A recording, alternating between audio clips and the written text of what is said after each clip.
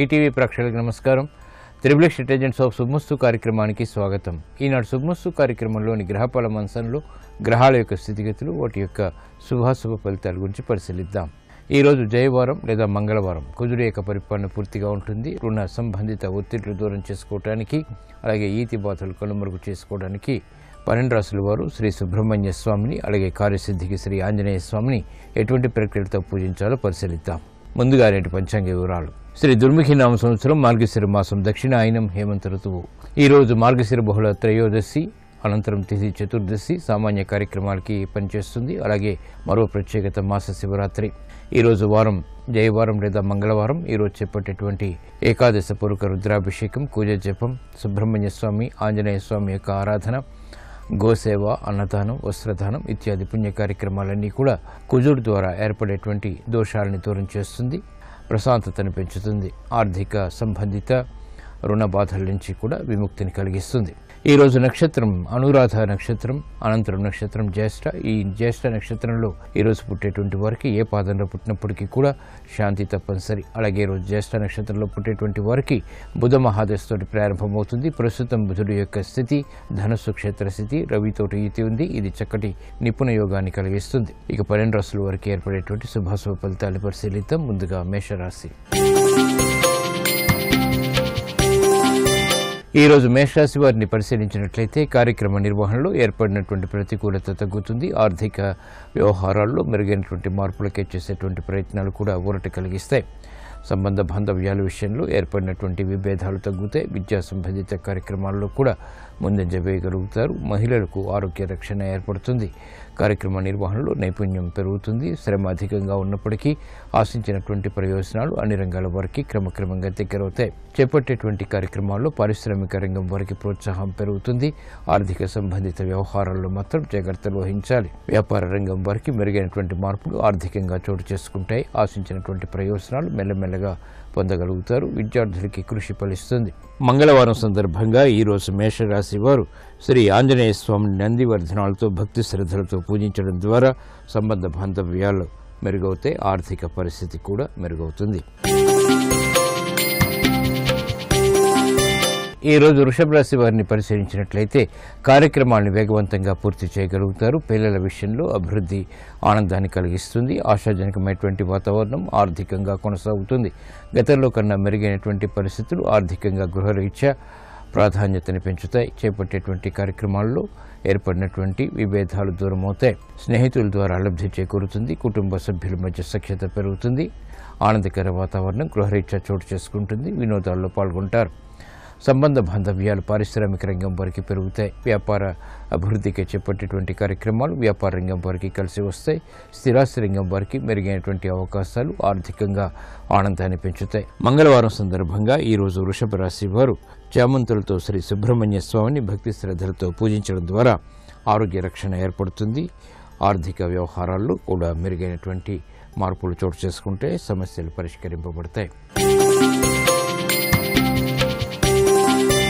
ఈరోజు మిథున రాశి వారిని పరిశీలించినట్లయితే ఆర్థిక సంబంధిత వ్యవహారాల్లో మెరుగైనటువంటి మార్పులు చోటు చేసుకుంటే ఆకస్మిక అనుకూలత ఆర్థికంగా లేకపోలేదు.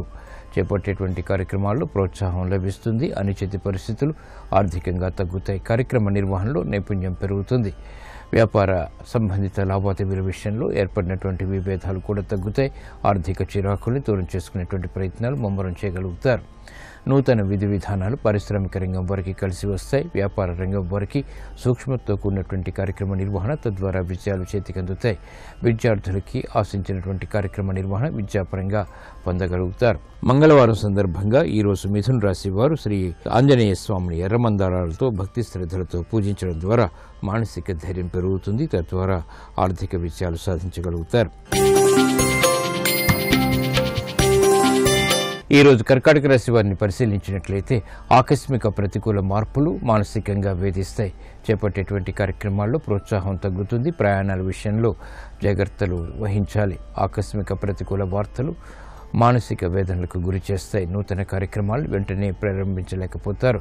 వ్యవహారాల్లో చుక్కెదురు పరిస్థితుల్ని అధిగమించలేకపోతారు. కార్యక్రమ నిర్వహణలో నైపుణ్యం తప్పనిసరి, ఏకాగ్రత కూడా.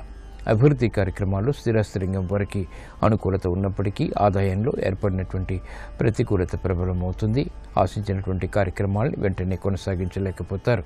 మహిళలకు గృహరీత్యా జాగ్రత్తతో కూడినటువంటి నిర్ణయాలు తప్పనిసరి. మంగళవారం సందర్భంగా ఈరోజు కర్కాటక రాశి వారు శ్రీ సుబ్రహ్మణ్య స్వామిని ఆవు పాలతో భక్తి శ్రద్ధలతో అభిషేకించడం ద్వారా మానసిక వేదనలు కనుమరుగవుతాయి. అష్టమ కుజుడు ద్వారా కేతువు ద్వారా ఏర్పడేటువంటి విపత్తులు కూడా దూరమవుతాయి.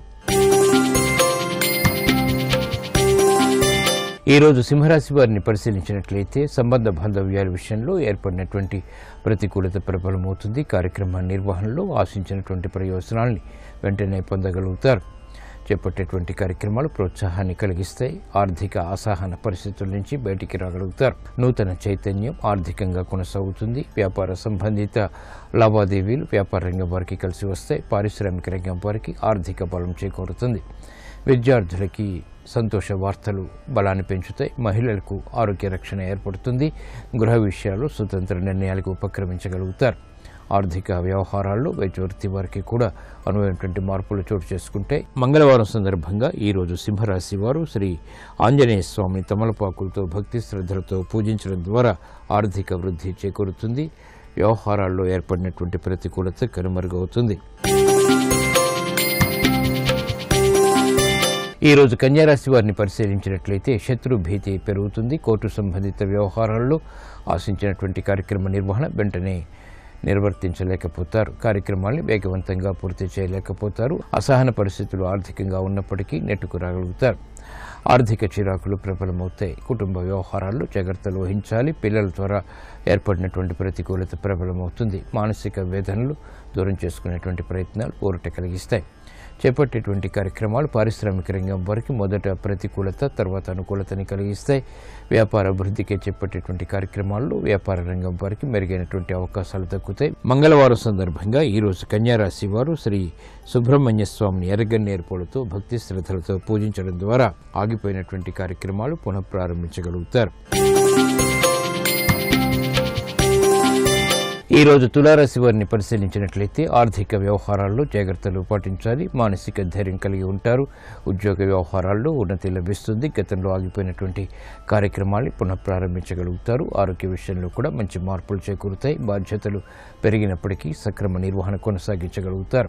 ఆర్థిక లావాదేవీలు పారిశ్రామిక రంగం వారికి బలాన్ని పెంచుతాయి. ప్రాధాన్యతతో కూడినటువంటి కార్యక్రమ నిర్వహణ వ్యాపార రంగం వారికి ఆర్థిక బలాన్ని పెంపొందింపచేస్తాయి. మానసిక వేదనలు మహిళలకు తగ్గుతాయి. చేపట్టేటువంటి కార్యక్రమాలపై ఏకాగ్రత పెరుగుతుంది. విద్యార్థులకి ఆశించినటువంటి కార్యక్రమ నిర్వహణ విద్యాపరంగా కొనసాగించగలుగుతారు. విదేశీ సంబంధిత విద్యా ప్రయత్నాలు లాభిస్తాయి. మంగళవారం సందర్భంగా ఈరోజు తులారాశి వారు శ్రీ ఆంజనేయ స్వామిని ఆవు పాలతో భక్తి శ్రద్ధలతో అభిషేకించడం ద్వారా మానసిక వేదనలు కనుమరుగవుతాయి. ఆర్థిక విజయాలు కూడా సాధించగలుగుతారు. నష్టద్రవ్య ప్రాప్తి ఏర్పడుతుంది.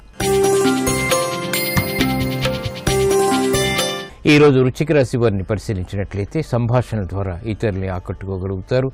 ఉద్యోగ వ్యవహారాల్లో ప్రశాంతత పెరుగుతుంది. వాహన సౌఖ్యం కొనసాగుతుంది. చేపట్టేటువంటి కార్యక్రమాలపై పట్టు బిగించగలుగుతారు. నూతన ఆశాజనకమైనటువంటి వాతావరణం ఆర్థికంగా బలాన్ని పెంచుతుంది. కుటుంబ వ్యవహారాల్లో కూడా మెరుగైనటువంటి మార్పులు చోటు చేసుకుంటే ఆనందకర వాతావరణం అన్ని రంగాల వారికి దగ్గరవుతుంది. ఆర్థిక ఇబ్బందుల నుంచి పారిశ్రామిక రంగం వారికి మెరుగైనటువంటి పరిష్కారాలు లభిస్తాయి. చేపట్టేటువంటి కార్యక్రమాలు వ్యాపార రంగం వారికి ఆదాయాన్ని పెంచుతాయి. పెట్టుబడులు రాణిస్తాయి. చేపట్టేటువంటి కార్యక్రమాల్లో ఆశించినటువంటి ప్రయోజనాలు కార్మిక రంగం వారికి దగ్గరవుతాయి. మంగళవారం సందర్భంగా ఈరోజు వృశ్చిక రాశి వారు శ్రీ సుబ్రహ్మణ్య స్వామిని గులాబీలతో భక్తి శ్రద్ధలతో పూజించడం ద్వారా ఆర్థిక వ్యవహారాల్లో మెరుగైనటువంటి మార్పులు చోటు చేసుకుంటే ఉద్యోగ ఉన్నతి ఏర్పడుతుంది. ఈరోజు ధనుసు రాశి వారిని పరిశీలించినట్లయితే సంభాషణల ద్వారా సమస్యలకు పరిష్కారాలు పొందగలుగుతారు. స్థిరాస్తి విషయాల్లో ఏర్పడినటువంటి విభేదాలు ప్రబలమవుతాయి. చేపట్టేటువంటి కార్యక్రమాలపై ఏకాగ్రత తగ్గుతుంది. ఆర్థిక సంబంధిత వ్యవహారాల్లో జాగ్రత్తలు పాటించాలి. గతంలో చేసినటువంటి పొరపాట్లు వెలుగులోకి వస్తాయి. ఆర్థిక అసహన పరిస్థితులు దూరం చేసుకునేటువంటి ప్రయత్నాలు ముమ్మరం చేయగలుగుతారు. ఆరోగ్య విషయంలో ఖర్చులు పెరుగుతాయి. చేపట్టేటువంటి కార్యక్రమాల్లో మహిళలకు రక్షణ తప్పనిసరి. ఆర్థిక వ్యవహారాల్లో విభేదాలు ప్రబలమయ్యేటువంటి సంఘటనలు లేకపోలేదు. కార్మిక సంబంధిత లావాదేవీల విషయంలో కార్మిక రంగం వారికి బలం చేకూరుతుంది.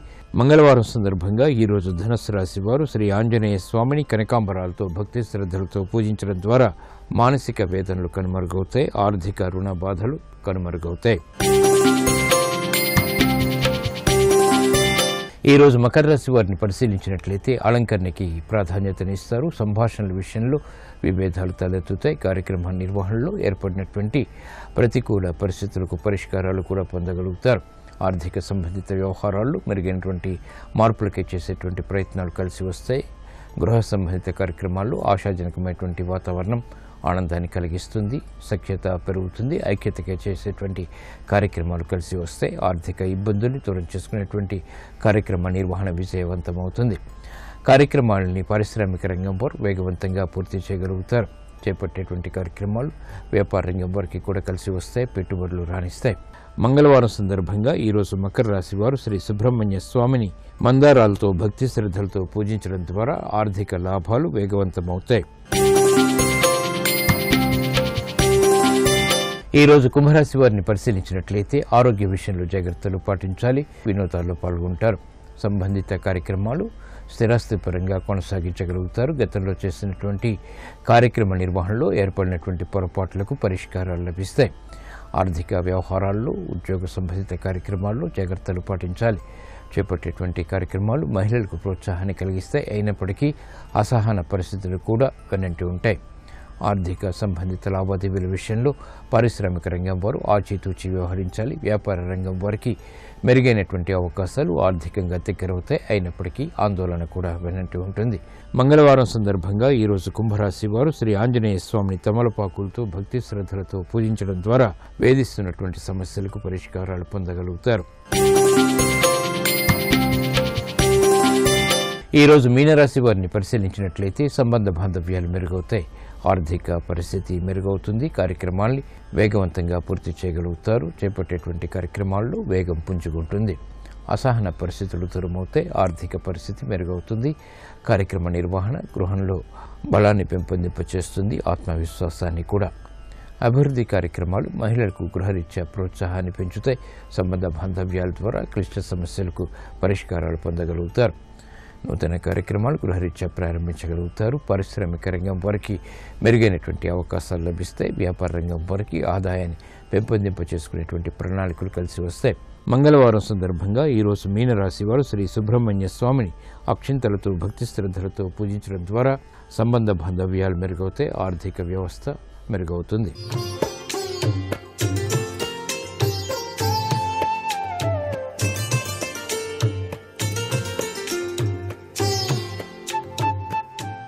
XXX డిటర్జెంట్ సోప్ శుభమస్తు కార్యక్రమంలో గృహబలం అంశానికి స్వాగతం.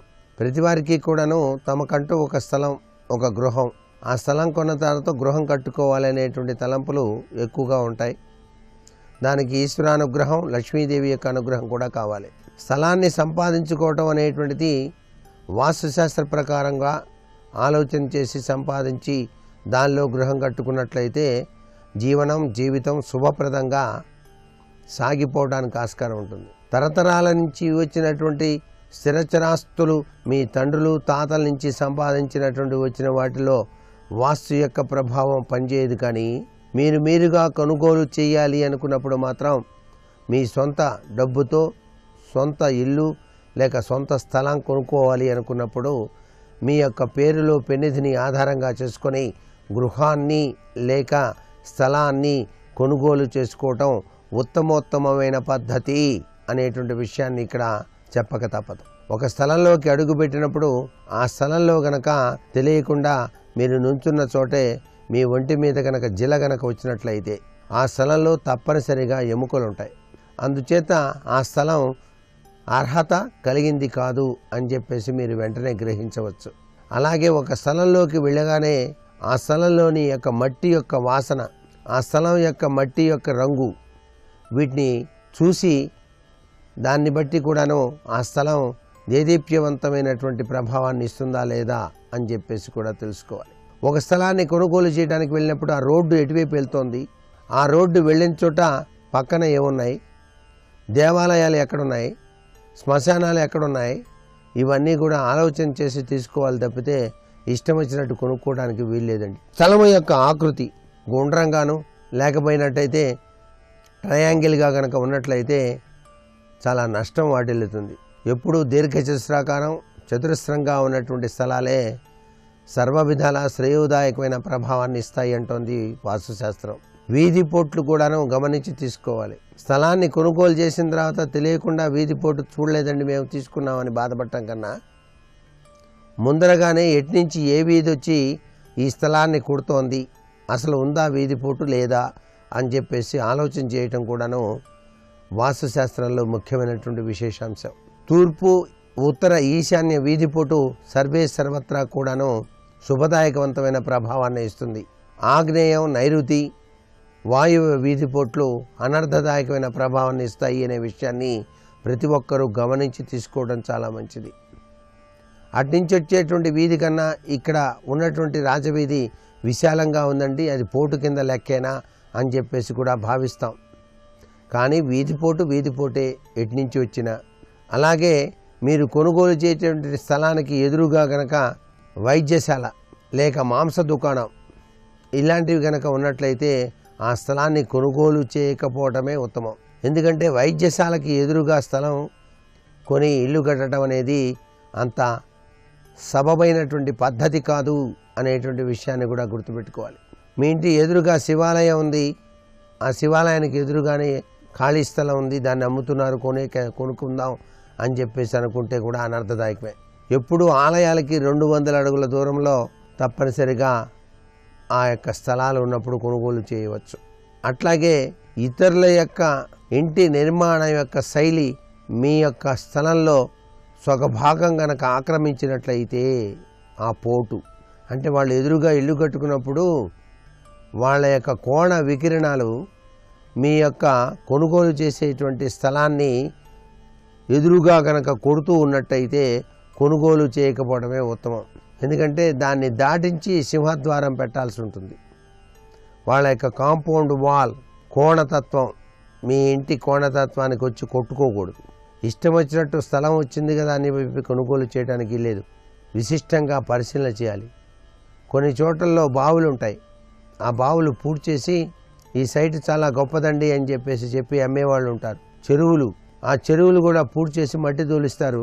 తీరా స్థలాన్ని మనం కొనుగోలు చేసి ఇంటి నిర్మాణం ప్రారంభించే సమయంలో తవ్వకాలు చేసినప్పుడు నీళ్లు వస్తూ ఉంటాయి. కుంగిపోవడానికి కూడా ఆస్కారం ఉంది. నీళ్లు ఎక్కువ నిల్వ ఉన్న ప్రాంతాల్లో కుంగిపోయేటువంటి లక్షణం ఉంటుంది. గోడలు కట్టిన ఇల్లు కూడా కుంగిపోతుంది. ప్లాస్టింగ్ చేసినా సరే నిర్మాణం అయిన తర్వాత పొగులు మారుతాయి. ఇవన్నీ కూడాను చాలా జాగరూకతతో ఆలోచన చేసి మీరు స్థలాన్ని తీసుకోవాలి. మరికొన్ని ముఖ్య విషయాలు రేపటి శుభమస్తు కార్యక్రమంలో తెలుసుకుందామా? మరి సర్వే జనా సుఖినో భవంతు.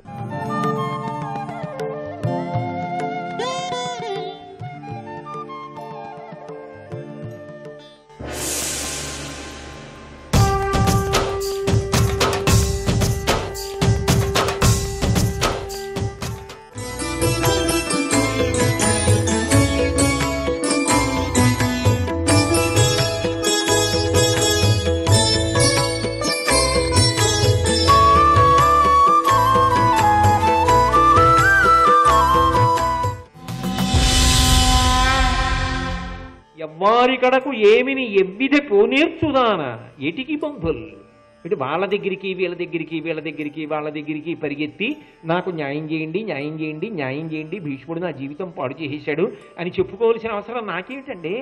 ఎవరితో మాట్లాడుతోంది? మునులతో. నేనెందుకు వెళ్ళాలి? నేను వెళ్ళను. ఏటికి బంధువులు, వాళ్ళు బంధువులే నాకు, వాళ్ళ దగ్గరికి నేను వెళ్ళడం ఏమిటి? ఈవిడ భీష్ముడి దగ్గర నుంచి సాల్వుడి దగ్గరికి వెళ్ళి సాల్వుడి దగ్గర నుంచి తపస్సుకు పోతోందన్న విషయం తండ్రికి తెలుసా?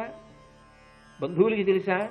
ఆవిడికి క్షణానికి ఏ ఆలోచన వస్తుందో ఆ ఆలోచనతో అలా నిర్ణయాలు చేసుకుంటుంటాడు అంతే. కాబట్టి నేను ఇలాగే తపస్సు చేస్తాను అని భీష్మించి కూర్చో. సరే, మునులందరూ ఈవిడ కథ విన్నారు. ఏడుస్తోంది.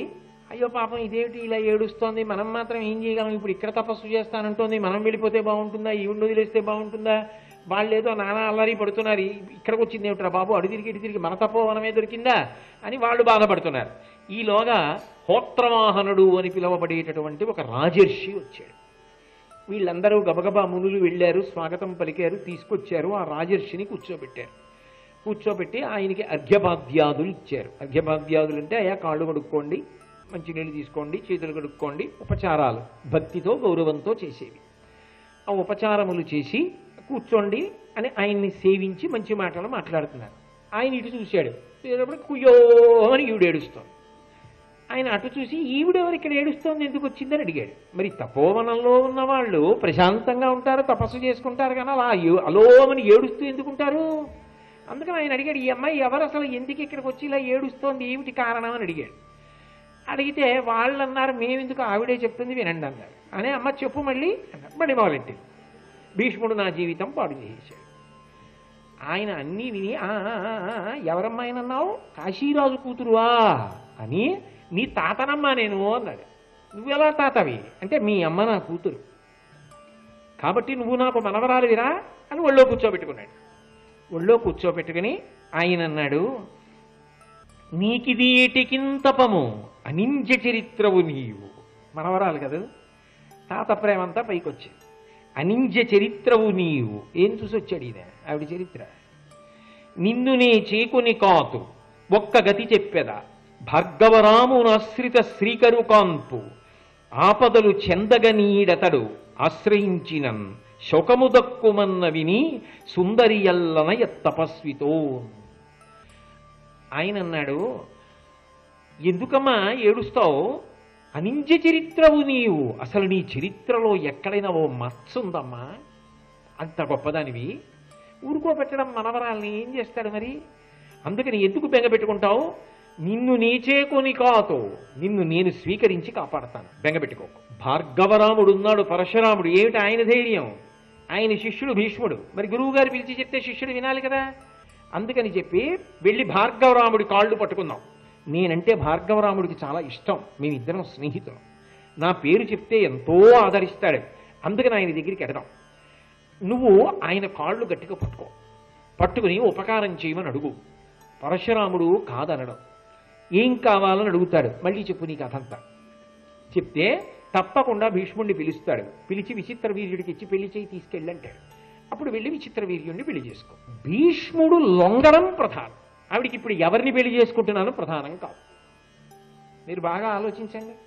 ఎందుకంటే నిజంగా పరశురాముడు పిలిచి, నేను చెప్తున్నాను రా నీ తమ్ముడికి ఇచ్చి పెళ్లి చేయి అంటే, గురువుగారు మీరు చెప్పారు కాబట్టి అలాగేనండి అని భీష్ముడి తీసుకెళ్లి విచిత్ర వీర్య తాళి కట్టు అంటే, భీష్ముడిని కాదనగలిగినంత మనగాడు ఆయన తాళి కట్టేస్తారు.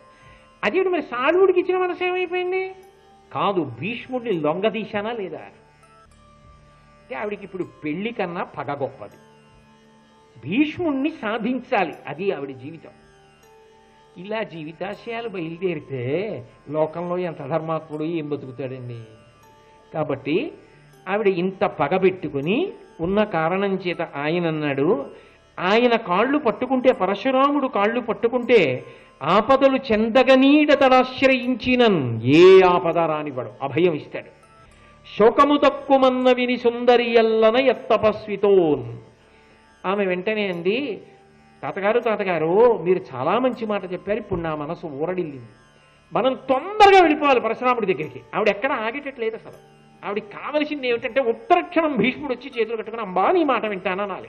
కాబట్టి ఎక్కడున్నాడు పరశురాముడు, ఆయన ఎక్కడున్నాడు పరశురాముడు అంటే మహేంద్ర పర్వతం మీద ఉన్నాడు. మీరు ఆరణ్య పర్వంలో విన్నారుగా, మహేంద్ర పర్వతం మీద ఉన్నాడు, అక్కడ తపస్సు చేస్తున్నాడు. అమ్మ రేపు మనం బయలుదేరి వెడదాం, అక్కడికి ప్రయాణం చేసి వెడదాం, అక్కడ ఉంటాడు పరశురాముడు, నేను స్నేహితుడిని, నేను వస్తున్నానంటే ఎంతో సంతోషపడిపోతాడు, వెంటనే ప్రవేశపెట్టండి అంటాడు. అక్కడ మాట్లాడదాం అమ్మా అన్నాడు. ఈలోగా అకృతవ్రణుడు అనబడేటటువంటి ఒక ముని వచ్చాడు. ఆయన పరశురాముని యొక్క శిష్యుడు. ఆయన వస్తున్నాడు అనేటప్పటికీ, పరశురాముడి శిష్యుడు వస్తున్నాడు అనేటప్పటికీ గౌరవం కదా. పరుగున వెళ్ళి మునులందరూ ఈ బాబాయ్ అకృతవ్రణుడు వస్తున్నాడు ఏమిటని స్వాగతం పలికి తీసుకొచ్చారు. ఆయన అన్నాడు, మా గురువు గారికి తెలిసింది. ఏం తెలిసింది? హోత్రవాహనుడు ఇక్కడికి వచ్చాడని తెలిసింది. హోత్రవాహనుడు అంటే అంబ తాతగారు. హోత్రవాహనుడు మా గురువుగారు పరశురాముడు మంచి మిత్రులు. మా గురువుగారు ఎప్పటి నుంచో ఈ అంబ తాతగారిని అంటే హోత్రవాహనుడిని చూడాలనుకుంటున్నారు. ఇక్కడికి వచ్చాడని తెలిసింది. అందుకని మా గురువు గారు బయలుదేరారు మహేంద్ర పర్వతం నుంచి. ఆయన రేపటికల్లా ఇక్కడికి చేరుకుంటున్నారు, ఆయనే వచ్చేస్తున్నారు ఇతన్ని చూడ్డానికి అన్నారు. ఎంత ఆనందపడిపోయాడో హోత్రవాహనుడు. స్నేహితుడు అంత మర్యాద చూపించి వస్తున్నాడు, అంత గొప్పవాడు కూడానని. అంతకన్నా ఎక్కువ సంతోషపడిపోయింది అంబ. ఎందుకని? తన జీవితంలో సమస్యకి పరిష్కారం దొరుకుతుందని కాదు, భీష్ముడు తన ముందు తల ఉంచుతాడని. అది ఆవిడ పగ, ఆవిడ కక్ష. ఎన్ని మాటలు చెప్పను ఆ మాట. సరే, తెల్లవారింది. పరశురాముడు రానే వచ్చాడు మహేంద్ర పర్వతం నుంచి. పరశురాముడు అంటే మాటల. అందరూ గబగబా ఎదురెళ్ళారు, స్వాగతం పలికారు, తీసుకొచ్చారు, ఉచితాసనం మీద కూర్చోబెట్టారు, అర్ఘ్యపాద్యాదులను ఇచ్చారు, కుశల ప్రశ్నలు అడిగారు. అన్నీ అయ్యాయి. హోత్రవాహనుడితో మాట్లాడుతున్నాడు. మాట్లాడుతూ మళ్ళీ కుయ్యోని ఏడుస్తోంది. అటు చూశాడు. ఈ పిల్ల ఎవరు, ఎందుకు ఏడుస్తోంది అన్నాడు. అంటే ఆమె నా మనుమరాలు, నా కూతురు, ఆమె చాలా బాధలో ఉంది అని నేనెందుకు చెప్పడం, తనే చెప్తుంది. అంబా ఏది చెప్పమ్మా నీ బాధ అన్నాడు. మళ్ళీ మొదలుపెట్టింది. భీష్ముడు నా జీవితం పాడు చేసేశాడు. మళ్ళీ అంతా చెప్తూ, అది కూడా చెప్పేటప్పుడు కూడా నాటకీయత. అవతల వారు వెంటనే అలాగా తప్పకుండా నీ చర్య తీసుకుంటానమ్మా అని అనేటట్టుగా చెప్పింది. అంత పెద్ద బాధ ఏం పడిపోవట్లేదులే అన్నట్లుగా కాదు.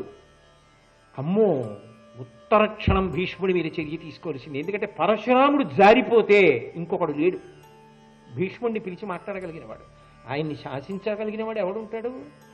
అందుకని ఈ అవకాశం వదిలిపెట్టకూడదు. అందుకని ఆవిడేం చేసిందంటే, కనుగొవన శ్రధారలుకన్ చరణానతయైన రాముడిట్లను విను హోత్రవాహనుని ఎట్టుల ఎరును నీకు నీ మనంబున కల చింత అంతయును బుచ్చదా నా కడ చీరితి ఇంకా నీ వనట దొలంగబెట్టి గరువంబగ చెప్పుము దీని మూలము. ముందే వెళ్ళిపోయి ఇలా చేతులు కట్టుకుని నా బాధ ఇదండి అని చెప్పింది అనుకో, అంత బాధ ఏం కడుపులో ఉన్నట్లేదులేండి ఏదో చెప్తుంది అంటారు. ముందు అసలు నోటితో మాట్లాడలేదు, తన ఉద్వేగాన్ని ప్రకటించి. అంటే భీష్ముడు అంత అన్యాయం చేసేసి ఉంటాడు, లేకపోతే ఇలా ఏడుస్తుందా పాపం అని అనిపించాలి.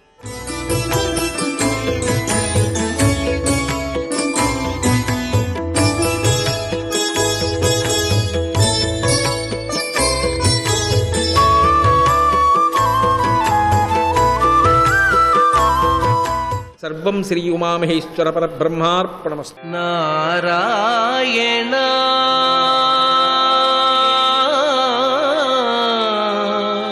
నారాయణ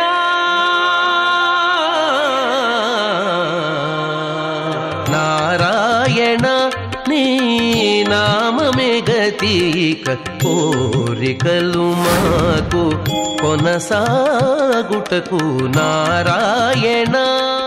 నీళాతుంగస్తనగిరితటీ సుప్తముద్బోధ్య కృష్ణం పారార్ధ్యం స్వం శృతిశతశిరసిద్ధమధ్యాపయంతి స్వోచ్ఛిష్టాయాం సజనిగళితం యా బలాత్కృత్య భుంక్తే గోదా తస్యై నమైదమిదం భూయ ఏవాస్తు భూయః. ప్రియ భగవద్బంధువులారా, ఈరోజు మన ధనుర్మాస వ్రతంలో 12వ రోజు. ఆండాళ్ ఓ 10 గోపికల్ని లేపి తనతో చేర్చుకుని శ్రీకృష్ణ సన్నిధానానికి బయలుదేరడానికి ముందు ఈవేళ 7వ గోపబాలికని లేపబోతోంది. ఇంతవరకు లేపినటువంటి 6 గోపికలు తమతో చేరారు. ఈ ధనుర్మాస వ్రతం స్నానవ్రతం అంటారు. ఇది మార్గశీర్ష మాసంలో ఆచరించేది కనుక దీన్ని మార్గళి వ్రతం అని అంటారు. ఇది మానవుడికి బాగుపడటానికి కావలసినటువంటి విధానాన్నంతటినీ కూడా సూచించిన వ్రతం. మనిషి బాగుపడడం కోసం వేదాలు, ధర్మశాస్త్రాలు, ఉపనిషత్తులు అనేకమైనటువంటి విషయాల్ని అందించాయి. అవన్నీ చదివి వాటి సారాన్ని అర్థం చేసుకుని ఆచరించడం మనకి ఒక జన్మతో తేలే పని కాదు కనుక అందులో ఉండేటటువంటి పిండితార్థానంతటినీ కూడా ఆండాళ్ ఓ 30 పాటల్లో సులభంగా శ్రీకృష్ణ ప్రాప్తి కోసం గోపికలు ఆచరించేటువంటి వ్రతంగా తాను ఆచరించి మనమంతా ఆచరించుకోవడానికి వీలుగా ఓ అందమైనటువంటి గాన రూపంలో అందించింది. మనిషి మొదట తెలియవలసింది ఈ ప్రపంచాన్నంతటినీ సృజించినటువంటి పరమాత్మ నారాయణుడు అనే విషయాన్ని. ఆ నారాయణుడు మన కోసం అనుగ్రహించడం కోసం ఆయన సంసిద్ధుడై ఈ లోకంలో ఎన్నో రూపాల్లో వేంచేసి ఉన్నాడు.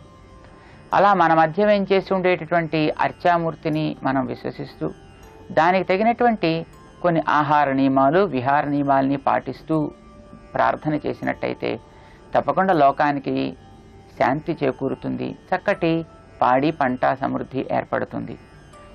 చేసేటటువంటి పని స్వార్థరహితంగా చేసినట్టయితే లోకంలో ఉండే అందరూ అనుకూలిస్తారు, దేవతలు కూడా అంగీకరించి మనకి ఆనుకూల్యాన్ని ప్రసాదిస్తాయి. మనం చేయవలసింది ఒకటే, ఏ సంశయం లేకుండా భగవంతుడి యొక్క ఆ దివ్యమైనటువంటి నామాన్ని తోడు చేసుకుని పరిపూర్ణమైనటువంటి విశ్వాసంతో ముందుకు సాగితే గతంలో మనకి ఆటంకంగా ఉండే పాపాలన్నీ తొలగుతాయి. ఏ రకమైనటువంటి ఇకపై బంధకాలు ఏర్పడకుండా సరైనటువంటి మార్గంలో మనం ముందుకు వెళ్ళగలుగుతాం. ఇలా మనకి విశ్వాసం కలిగినప్పుడు దాన్ని బలపరిచేటటువంటి జ్ఞానులు లోకంలో అనేకులు మన చుట్టూ ఉంటారు. అలాంటి వారిని అందరినీ కూడా మనం ప్రసన్నులను కావించుకుని వారు అనుగ్రహాన్ని మనం ప్రార్థన చేసుకుంటూ జీవితాన్ని సాగించడం అనేటటువంటిది పరమధర్మం. మన గోదాదేవి అలాంటి మహానుభావులు ఒక్కొక్కరితో మనం చేరుతూ ఉండేటప్పుడు ఏ విధమైనటువంటి సన్నివేశాలు ఏర్పడతాయి అనేటటువంటి దాన్ని చాలా అందంగా తెలియజేస్తోంది. ఈవేళ 7వ గోపబాలికని మన ఆండాళ్ లేపుతూ మనలో భగవత్ ప్రేమ మొట్టమొదట ఏర్పడేటప్పుడు మనం అనేకమైనటువంటి నియమాలని, అనేకమైనటువంటి క్రమములని పాటించవలసి ఉంటుంది. అనేకమైనటువంటి నిర్బంధాలని మనమే ఏర్పరచుకుని ప్రవర్తించవలసి ఉంటుంది. అవి కొంతకాలం మనం అభ్యాసం చేసిన తర్వాత ఈ చుట్టూ ఉండే నిర్బంధాలు లేకపోయినప్పటికీ కూడా మనం మానసికమైనటువంటి ఏకాగ్రత భంగం లేకుండా ప్రవర్తించగలుగుతాం. విశ్వామిత్ర మహర్షి మనకి తెలుసు, ఆయన తను సాధించాలి, సిద్ధి పొందాలి అని మొట్టమొదటి తపస్సు ప్రారంభం చేస్తే ఆటంకాలు ఎదురయ్యాయి. క్రమంగా ఒక్కొక్క ఆటంకం నుంచి తాను అందులో జారుకున్న తర్వాత అరే పొరపాటు అయిపోయిందని మళ్ళీ తను వెనక్కి లాక్కుంటూ తిరిగి సాధించడం కోసం కృషి సాగించాడు. కొంతకాలానికి తాను సిద్ధి పొందాడు. మనిషి ఏదైనా ఒక మంచి కార్యం వైపు నడుస్తూ ఉండేటప్పుడు అనేక రకాల ఆటంకాలు ఏర్పడడం అనేటువంటి సహజం. కానీ ఆ ఏర్పడిన ఆటంకం అని గుర్తించి అందులోంచి తాను కొంచెం తన మనసును మళ్ళీ వెనక్కి లాగి పొందాల్సినటువంటి లక్ష్యం వైపు నడిపించడం చాలా అవసరం. అలా నడిపించగలిగినాడు జనక చక్రవర్తి. తాను రాజ్యాన్ని పరిపాలిస్తున్నా తన మానసికమైనటువంటి స్థితికి ఏ ఆటంకం లేకుండా తాను స్థితప్రజ్ఞుడిగా ఉండగలిగాడు. ఆ రకంగా మనం చేసేటువంటి రకరకాల వృత్తులలో, వ్యాపారాల్లో, ఉద్యోగాల్లో ఉన్నప్పటికీ కూడా ఏ ఆటంకం లేకుండా మానసికమైనటువంటి నైశ్చల్యం చెదరకుండా ఉండేటట్టుగా ఏర్పడుతుంది.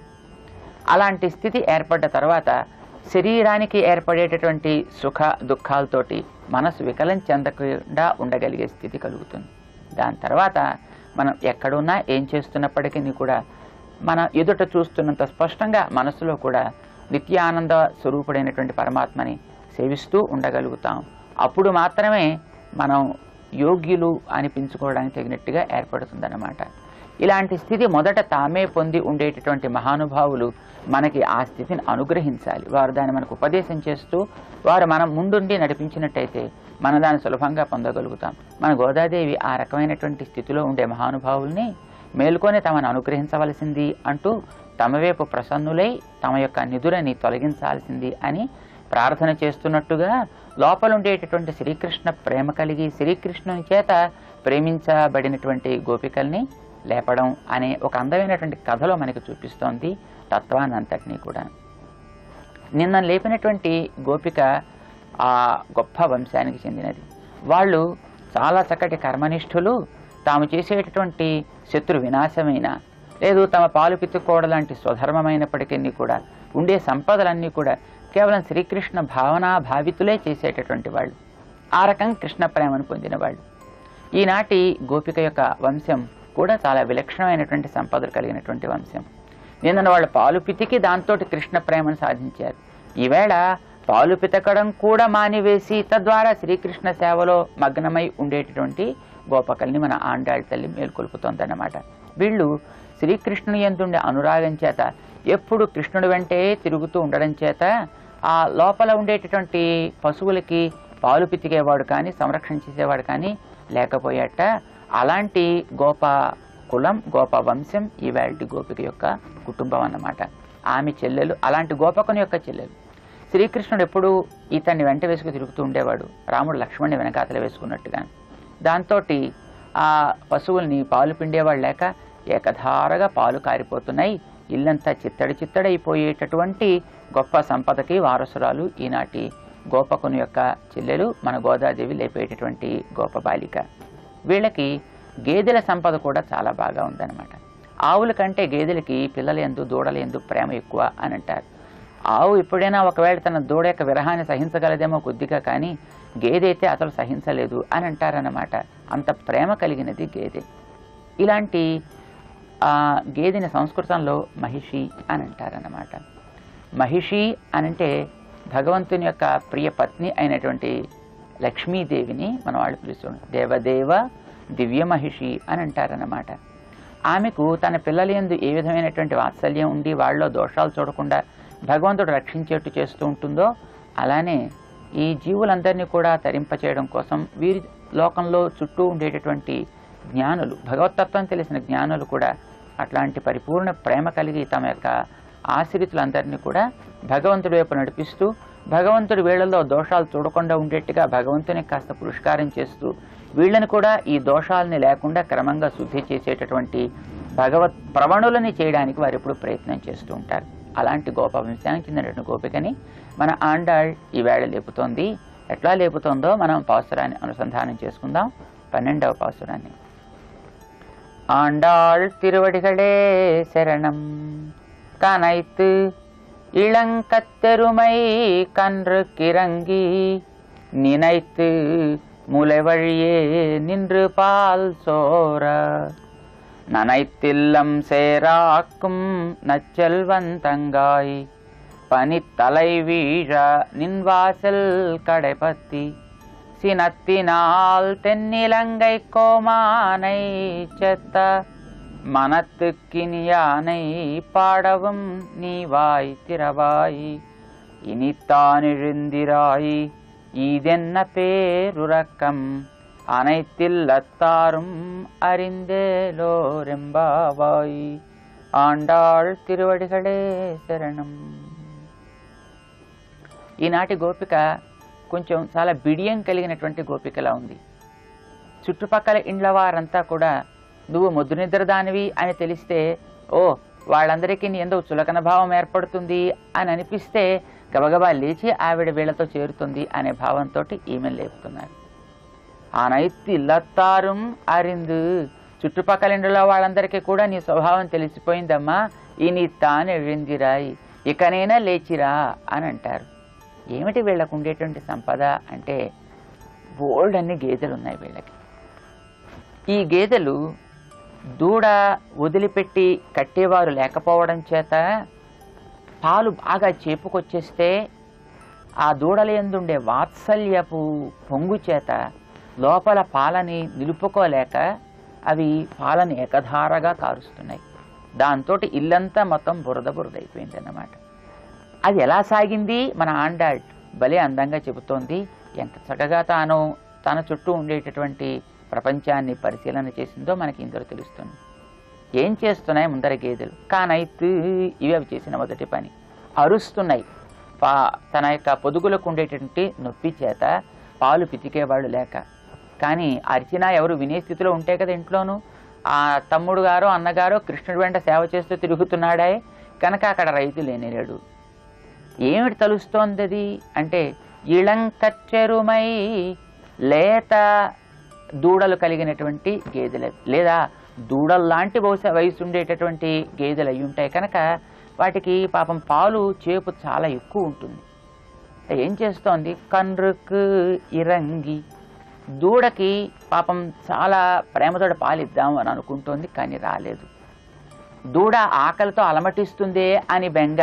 తన యొక్క ఆశ్రితులైనటువంటి శిష్యులు అయ్యో తనకి కావలసిన జ్ఞానం లభించక ఎక్కడ బెంగపడతారో అని ఆర్తి కలిగేటటువంటి జ్ఞానులైనటువంటి గురువుల్లాగా ఇవి కూడా పాపం చాలా జాలి పడుతున్నాయి. అయ్యో దూడకి పాలిచ్చే టైం అయిపోయిందే, అవి రావటలేదే అని అరిస్తే విడుస్తారు అనుకుంటున్నారు, కానీ ఎవరు విడవటలేదు. నేనైతు ఇక ఆ భారం పెరిగిపోవడం చేత క్షీరభారం రైతు వచ్చినట్టు దూడని విప్పినట్టు ఆ దూడ ఒక్క ఉదుటున ఎగిరి తన పొదుగు చేరినట్టు, అక్కడ మూతి పెట్టినట్టు, తను పాలు త్రాగుతున్నట్టు, వెంటనే భావించి పాలని చేపడం ప్రారంభించాయి. ములై వழிయే నిన్ను పాల్ సోర, తన యొక్క పొదుగుల గుండా ఏకధారగా ఇక నిలుపు లేకుండా పాల్ సోరా పాలు కారడం ప్రారంభించాయి. ఇది మొట్టమొదటి అక్కడ ఉండేటంటే ఆ గేదెలు చేసే పని. ఈ గేదెలు కొన్ని పనులు చేసాయి. మొట్టమొదట అరిచాయి, ఆ తర్వాత జాలి తలిచాయి, ఈ రంగి, దాని తర్వాత నినైతు తలుచుకున్నాయి దూడ వస్తోందని. అప్పుడు పాలు సోర పాలు కార్చడం ప్రారంభించాయి. ఇది జ్ఞానులు మన కోసం చేసేటటువంటి పని. మొట్టమొదట వాళ్ళు ఏదో ఒక లోపల కలిగినటువంటి భావ విశేషాన్ని మనకి తమ యొక్క వాక్కుల ద్వారా వినిపిస్తారు. లోకమంతటి కూడా హే లోకా శృణుత, వినండి వినండి అంటూ ఆ గేదెలు అరిచినట్టుగా వారు కూడా తమ యొక్క వాక్కులు మనల్ని ప్రసరింపచేస్తారు. ఆ తర్వాత జాలి కలుగుతున్నారు. అరెరే, ఇంత చెప్పినా లోకం వీళ్ళు వింటలేదే, ఇంత చెప్పినా ఆ భగవంతుడు కూడా అనుగ్రహించటలేదే అంటూ వారికి ఇటు భగవంతుడి యందు ఇటు మన యందు కూడా భగవంతుడు సొత్తు కోల్పోతున్నాడు అని, వీళ్ళు భగవంతుడిని కోల్పోతున్నారు అని ఇరువురి యందు కూడా జ్ఞానులకి జాలి కలుగుతుంది. అప్పుడు వారు ఏమంటారు? నేనైతే తలుచుకుంటారు. భగవంతుడు వీరిని ఆజ్ఞాపించినట్టు, జీవులు తమను ఆశ్రయించినట్టు. అప్పుడు తమ యొక్క వాక్కు గుండా అనేక రకాలైనటువంటి తెలుసుకోవాల్సిన అర్థాలని ఉపదేశం చేస్తారు. అవి వినేటువంటి రుచి కలిగిన ఆర్తుల యొక్క హృదయ క్షేత్రాలని బాగా చిత్తడి చేస్తాయన్నమాట. ఇది అక్కడ జరుగుతుండేటువంటి సన్నివేశం అంటూ చాలా అందంగా మన ఆండాళ్ళు వివరిస్తోంది. ఏమవుతుంది? ననైతిల్లం సేరాకుం నచ్చల్వం. అప్పుడు ఇల్లంతా కూడా తడిసిపోయి మొత్తం అంతా బురదైపోయేటట్టుగా ఉంది. అలాంటి నచ్చల్వం గొప్ప సంపదకి వారసుడైనటువంటి గోపకుని యొక్క తంగాయి చెల్లెలా అని పిలుస్తున్నారు. మీ సోదరుడు కృష్ణ ప్రేమతోటి తన సంపదలను కూడా కాదని ఆయన వెంట తిరిగినట్టే ఆయనకి చెల్లెలివి కదా, ఆయనకంటే గొప్పదానివి కావాలి. నచ్చల్వంతంగా ఏమైందర్రా అన్నట్టు లోపల నుంచి ఆవిడ అందో ఏమిటో మన వాళ్ళు చెప్తున్నారమ్మా. 3 రకాల ప్రవాహాల మధ్య మేము ఉన్నాం. పైనుంచి మంచు ప్రవాహం, పని తల వీഴ, మంచు అంతా తల నిండా కురుస్తాం, మేము తడిసిపోతున్నాం. కింద చూద్దామా, ఇల్లం సేరాకు నచ్చల్వం, ఇల్లంతా తడిసిపోతోంది, కింద పాలధార. ఇక మనస్సుల్లో చూద్దామా, భగవంతుని మాధవుని యొక్క కళ్యాణ గుణధార, 3 ధారల మధ్య పట్టు లేక మేము నిన్వాసల్ కడపత్తి, ఇది నీ ఇల్లు కదా అని నువ్వు మమ్మల్ని కాపాడగలవు అనేటువంటి ఉద్దేశంతో నీ ఇంటి పై తోరణాన్ని పట్టుకొని మేమంతా వేలాడుతున్నాం అమ్మా, మీ ఇంటి ముందు చేరాము అంటున్నారన్నమాట. మేము ఏం చేస్తున్నాం? చేరికడ సినత్తినాల్ తెన్నిలంగై కోమానై చెత్త మన తెక్కినియానై పాడవు. మేము చేసేది అల్లరి పనులు చేస్తూ ఆడపిల్లల్ని ఏడిపించే శ్రీకృష్ణుడి పాట పలకట్లేదు. ఆ శ్రీకృష్ణుడు ఏం వింటాడరా అని కృష్ణుడి మీద కొంచెం కినుక వహించి అతడి పాటలు పాడుతున్నావు, నువ్వు మమ్మల్ని నిరాదరించవచ్చు. మేం చేసేది ఏమిటో తెలుసునా? ఒక్క స్త్రీకి కలిగినటువంటి ఆపదని తలిచి మొత్తం లంకా నగరాన్నంతటినీ కూడా మట్టు పెట్టినటువంటి శ్రీరామచంద్రుడి గురించి పాడుతున్నాం. జాలి లేని కృష్ణుడి గురించి కాదు, కరుణా సాగరమైనటువంటి శ్రీరామచంద్రుడి గురించి కదా మేము పాడుతున్నాం. అందరినీ ఏడిపించి గిల్లి కజ్జాలు పెట్టి నవ్వుతూ ఆనందించే కృష్ణుడి పాట మేము పాడటలేదు. శ్రీరామచంద్రుడు భృశం భవతి దుఃఖిత అని ఒక్కరికి కలిగిన శోకాన్ని చూసి తానే శోక సాగరంలో మునిగిపోయేటటువంటి శ్రీరామచంద్రుడు. తద్వారా మన అందరి యొక్క మనస్సుల్ని దోచినటువంటి మనత్కినియానై పాడవు మనోరంజకుడైన శ్రీరామచంద్రుని కదా మేమంతా పాడుతున్నాం. ఏమి చేసి? కోపాన్ని తెచ్చుకుని సినత్తినాల్ కోపము చేత తెన్నిలంగై కోమాన్, దక్షిణ ప్రాంతానికి రాజైనటువంటి కోమాన్ రాజుని, రావణాసురుని దునిమినటువంటి స్వామి, అలాంటి స్వామిని మేము పాడుతున్నామమ్మా. ఈ తానేషిందిరాయ్ అంటూ ఈవేళ మన వాళ్ళు శ్రీరామచంద్రుడి గురించి పాడారు. ఇంకేమీ ఆ ఊరంతా పెద్ద గగ్గోలెత్తిపోయింది. కృష్ణుడుండే ఊళ్ళో రాముడి గురించి పాడతారా? రాముడుండే ఊళ్ళో కృష్ణుడి గురించి ఎవరైనా పాడారు కనుకనా ఈ ఊళ్ళో రామచంద్రుడి గురించి ఎందుకు పాడాలి అంటూ అక్కడ ఉండేటువంటి వారంతా కూడా ఒక 2 వర్గాల కింద విడిపోయేట. కొందరు రాముడిని గురించి చెప్పేవాళ్ళు, కొందరు కృష్ణుడి గురించి చెప్పేవాళ్ళు. ఏం జరిగిందో అక్కడ చాలా గడబడి జరిగిపోతోంది అంటున్నారు. ఏం జరుగుతుందో అక్కడ ఇక మనం రేపు తెలుసుకోవాలి. ఈ వేళటి పాడినటువంటి గోపిక మాత్రం లేచి వచ్చి మన వాళ్ళతోటి చేరింది. మన ఆండాళ్ ఆ వేళ జరిగేటువంటి సన్నివేశాన్ని 2 వర్గాలు అయిపోయాయి కదా, ఏం జరుగుతుందో మనకి రేపు తెలియజేస్తుంది. ఆండాళ్ తిరువడిగళే శరణం. జై శ్రీమన్నారాయణ. నారాయణ